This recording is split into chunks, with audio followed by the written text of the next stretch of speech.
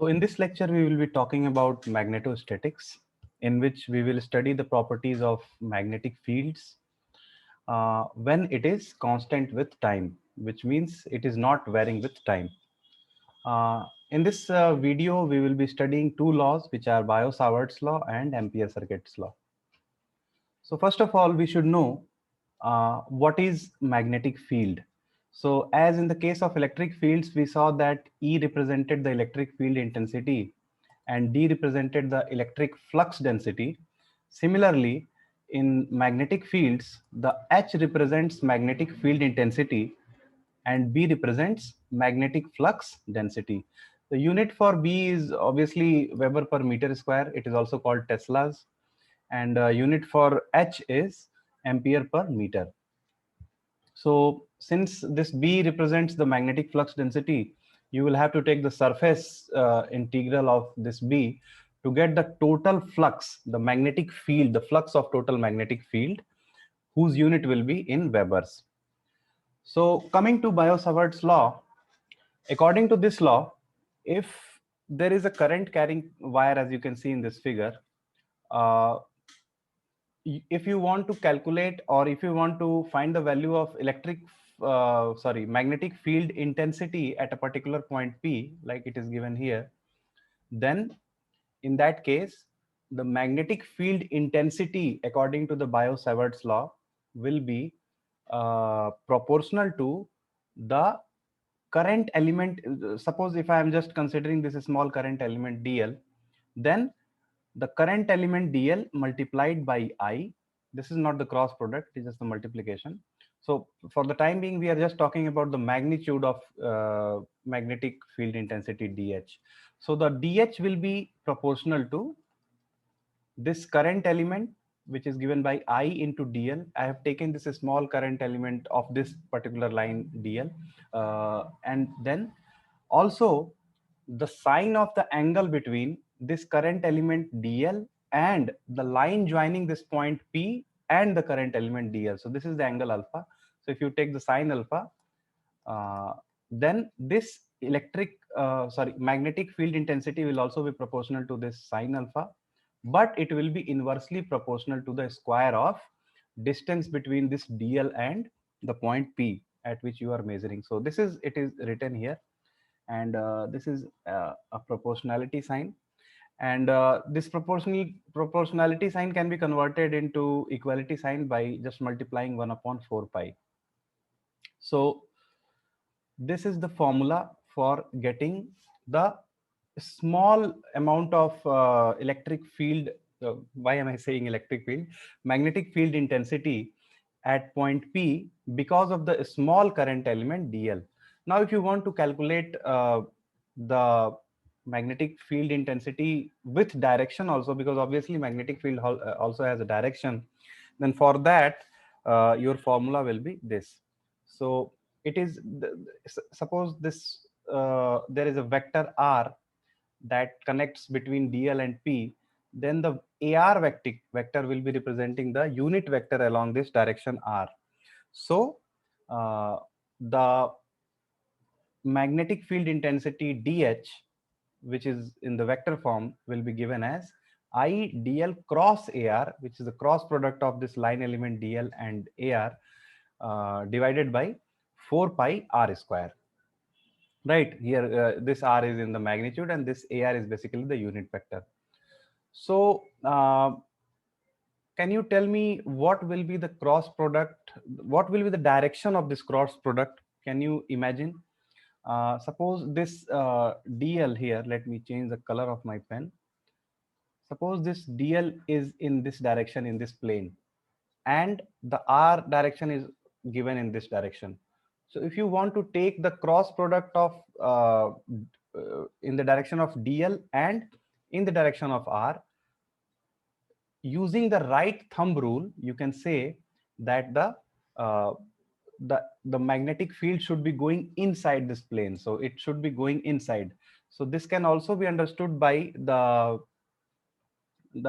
right hand rule you must have studied in your previous classes, that if there is a current in any wire, then if current is flowing in the upward direction, then there will be a magnetic field that will be generated, and its direction of this magnetic field will be according to this right thumb rule, right? So this way you can say that the direction of this magnetic field intensity will be inside this plane, right? Now let us expand this formula to find the full expression of magnet, since we were just only talking about dh. So if you want to talk about a full length wire, then we must come up with some formula.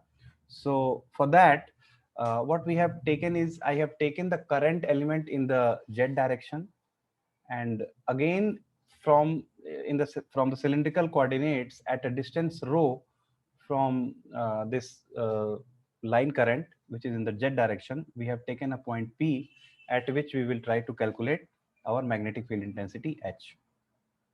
So this is similar to the case that we did for the line charge density and calculated electric field, if you remember. This is similar to that. And here also we will take a section between A and B like this. This is B and this is A.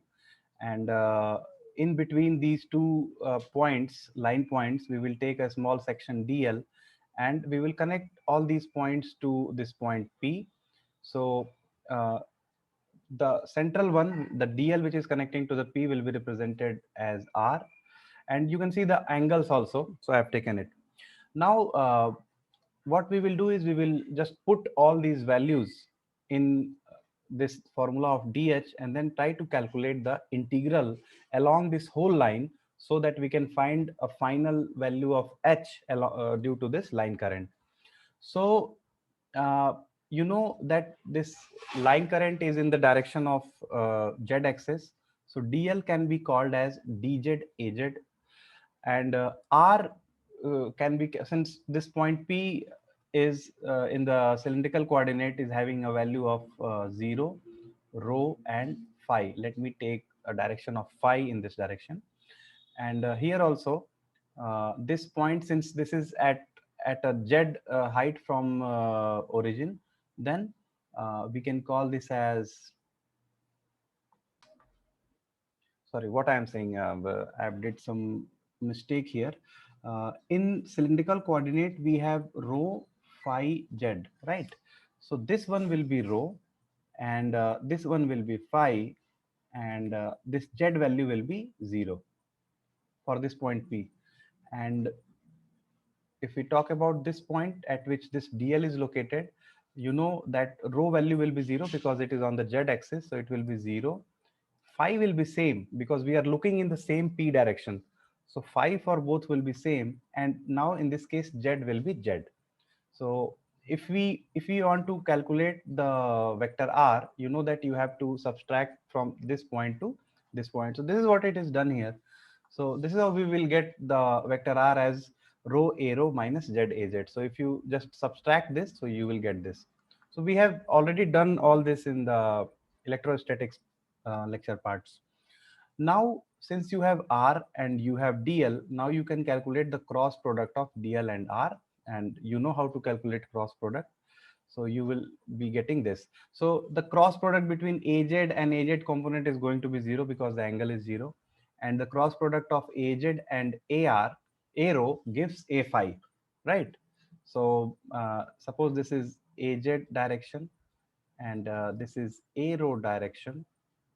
So the cross product between AZ and arrow is going to give you the direction of A phi, right? Like this. So uh, now we have got the cross product DL cross AR, and let's put all these things in the formula and take the line integral of this whole DH, right? So I have put everything in this formula. This I will come here, and dl cross r becomes rho dz a phi. And for our convenience, as we did in the electrostatics case, uh, you, from using these angles alpha, alpha 1 and alpha 2, if you consider this triangle,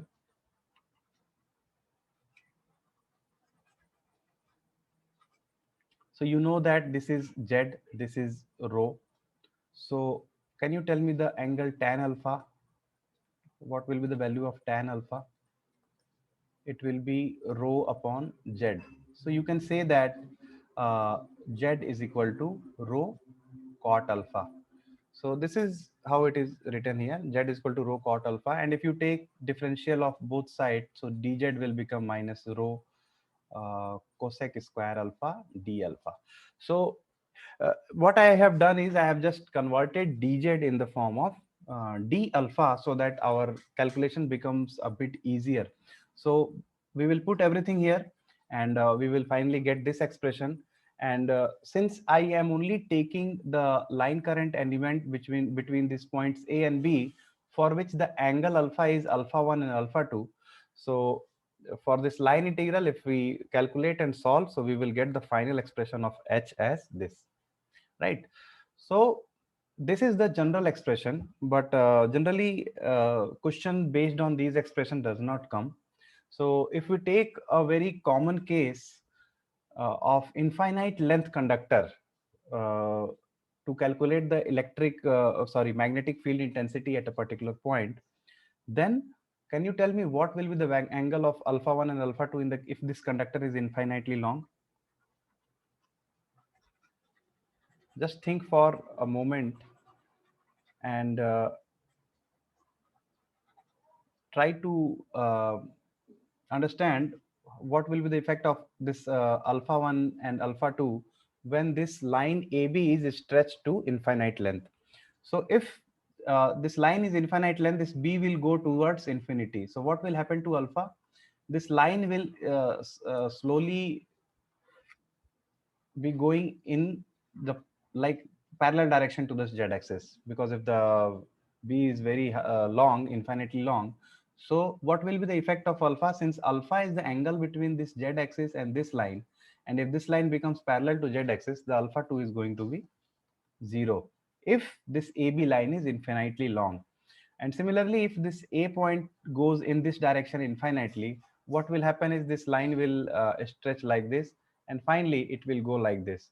So in this case, you can say that this alpha 1 is the angle between negative z direction and uh, like the line joining this particular point A with the P. So if this goes in this direction, this angle will be stretching towards 180 degrees. So if this is here, uh, this angle will be close to 90. If this is here, it will be exactly 90. If this point is here, this will be more than 90. So similarly, if this line goes on, this angle between this and this becomes like more and more, and it will be at infinite length. It will be around 180 degree. So that is why this alpha 1 will become 180 degree and alpha 2 will become 0 degree at if the line element is infinitely long, right? So if you put this in this formula, you will be getting the formula of magnetic field intensity at any point at a distance of rho from a line current as I upon 2 pi rho a phi. So this is very, in the simple term, it is very clear that if the line is infinitely long and it is carrying a current I, then at any point P, which is at a distance of rho, we will have our magnetic field intensity as this. And the direction of this magnetic field intensity will be according to the right thumb rule. And in this case, if the current is going outside, the magnetic field intensity fields will be going inside the plane, right? So for inside, we represent it like this cross, and if the magnetic field is coming outside the plane, then we represent it at like this in the dot form. Now let us talk one more important thing. You know that in the field of electric fields, in the case of electric fields, uh, positive charges and negative charges existed. So they can exist separately. If the positive charge was there, electric fields will be going outside, and if the negative charge is there, electric fields will be coming inside. But what happens in the case of a magnet? What happens to the behavior of magnetic fields in the case of magnet? So any magnet, you know, is made of two poles. One is north pole and another is south pole. So suppose you have taken a slab of magnet in which one pole is north and other pole is south, then you can simply say that magnetic fields come out of the north pole and goes inside the south pole, like this, right? What will happen if you break this magnet in two parts? So if you break this magnet in two parts, you are going to get two magnets, but it will not happen like this will be only north and this will be only south. What happens actually is there are new north and south poles created.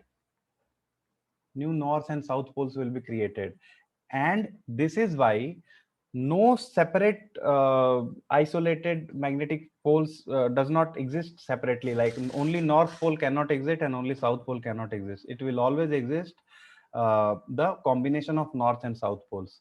So that is why what happens is, if you have taken a magnet or any material that has magnetic properties, and if you take a Gaussian surface across it, if you take a closed surface across it, then the total magnetic field which is going outside will always be equal to the total magnetic fields which is coming inside, because all the fields that is coming out from the north pole will be finally coming back to the south pole, or it will be completely like balanced.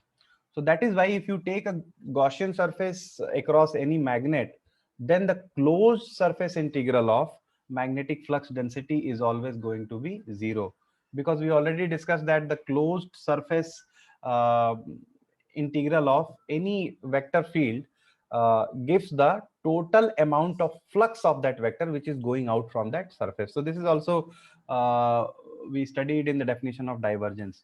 So from the Gauss divergence law, this is the closed surface. If you want to convert this closed surface integral into volume integral, what you do is you replace this magnetic flux density B with the divergence of magnetic flux density B, which will incidentally be equal to zero. So you can say that this divergence of magnetic flux density del dot B is going to be always zero. So this is basically the Maxwell's second equation, and we had already discussed about the Maxwell's first equation, which was del dot D is equal to rho V. Uh, Now we get the second equation, del dot B is equal to zero. And remember, uh, all the discussions that we are doing are only for static fields, like the fields are not varying with time. So electric field also, and now in the case of magnetic fields, we are talking about the time static fields. Now coming to a very important law, which is called Ampere's circuital law. It states that if there is a current carrying wire, suppose it is having a current I, E, and C, and if we take a closed circuit across it, and if we take line integral of magnetic field intensity H across this closed surface, definitely it will become a closed line integral because the curve is closed.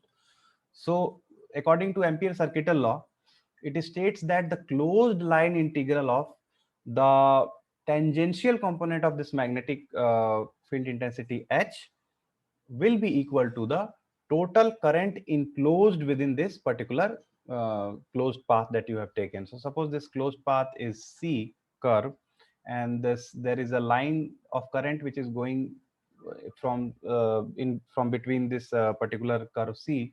Then according to the Ampere circuital law, closed integral of H dot dl is going to be the uh, total current I enclosed within this uh, curve.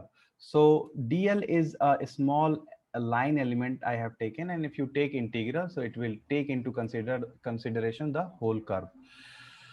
Now we will apply the Stokes theorem on this particular formula of Ampere's law. So what we will get is I enclosed will be equal to you know that for a closed line integral, Stokes theorem converts a closed line integral into the surface integral, and the surface is that surface which is enclosed by that closed curve. So it will become surface integral of the curl of this vector H, and you also know that the total I enclosed is basically the surface integral of current density J. So suppose uh, there are multiple lines of the currents which are flowing from in between this curve, and suppose the current density is represented by J, then obviously total I enclosed within this curve will be equal to surface integral of this current density J ds, right?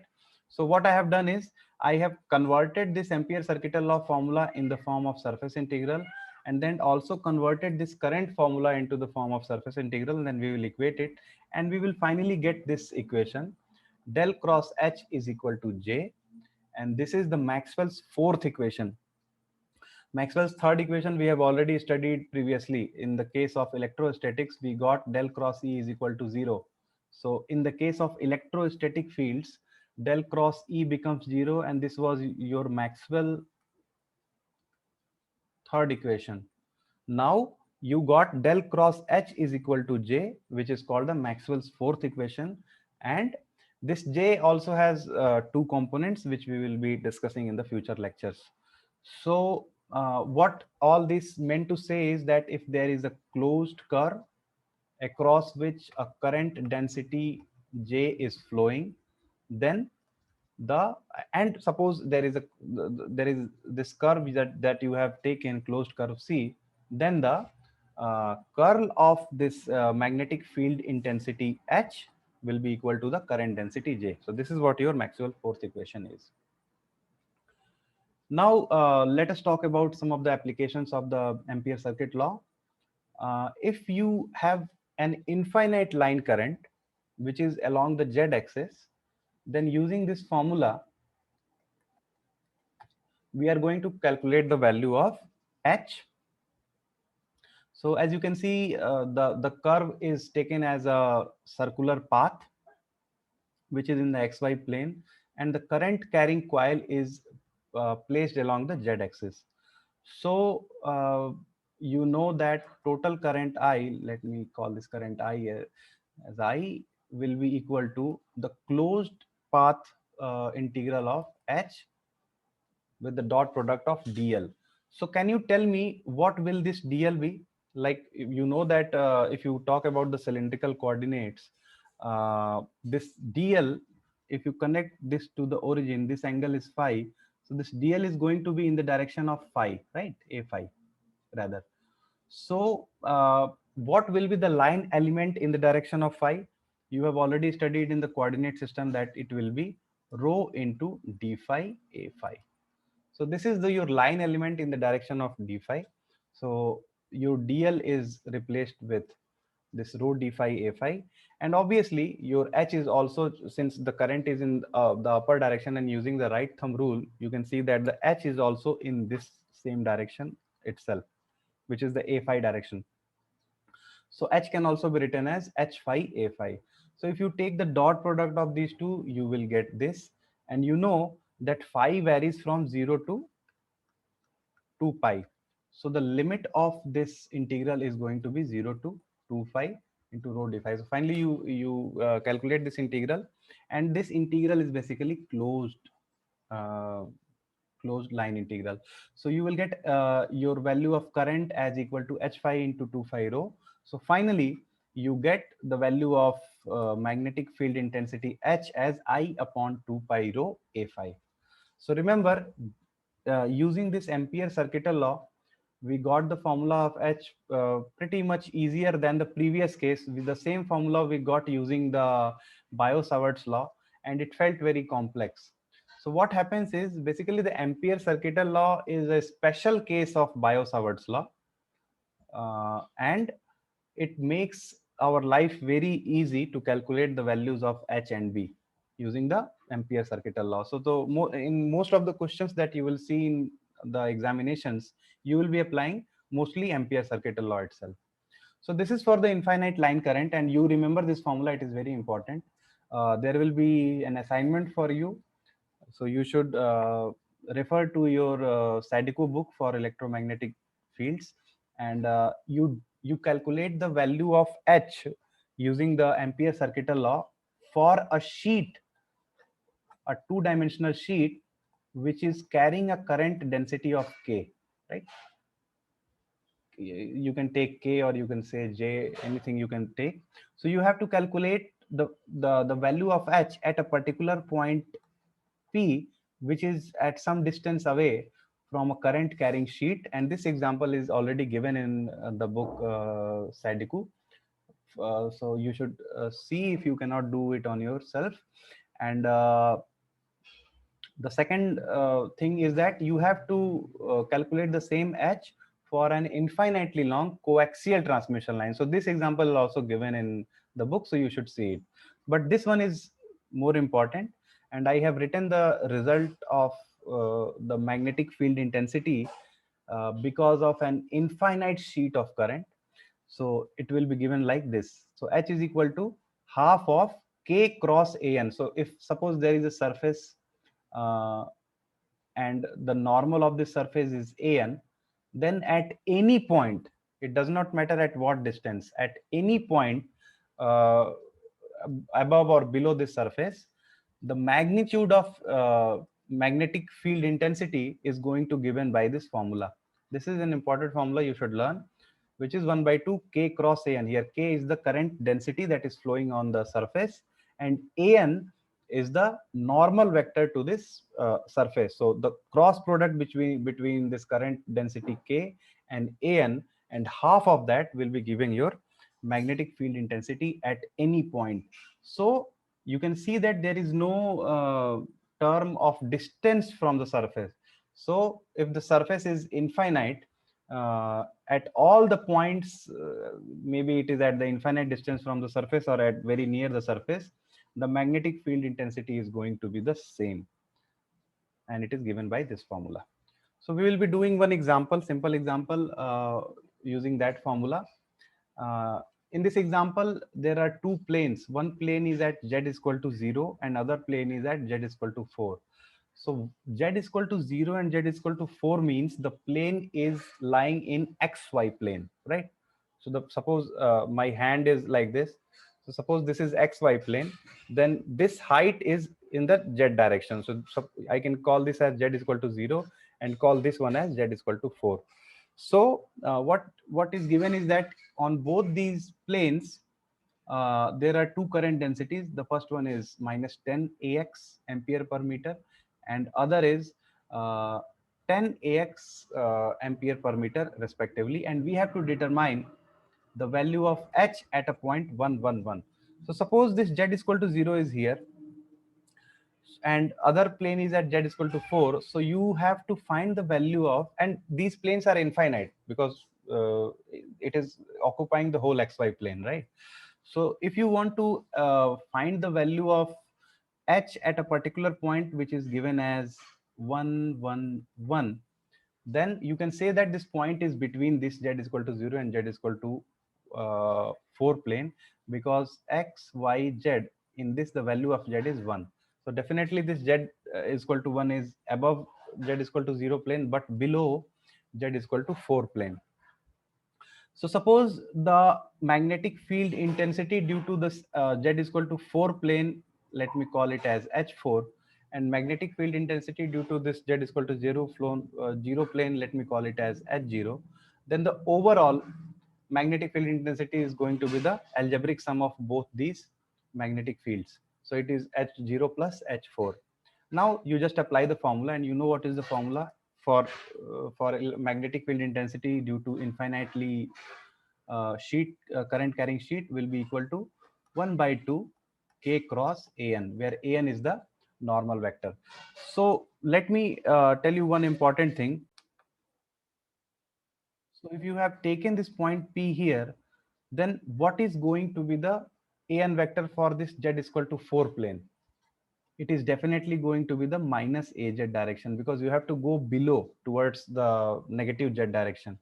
And if you talk about this plane, z is equal to 0, you have to go above towards 1, z is equal to 1. So it is going to be the plus az direction. So for h0 plane, this an is going to be az, and for h4 plane, this an is going to be minus az, right? So just you have to put all the things, and you already given the vectors of k for both these planes. So you will get your values of H0 and H4 as this, and if you add, you will get H is equal to 10 AY ampere per meter. Thank you.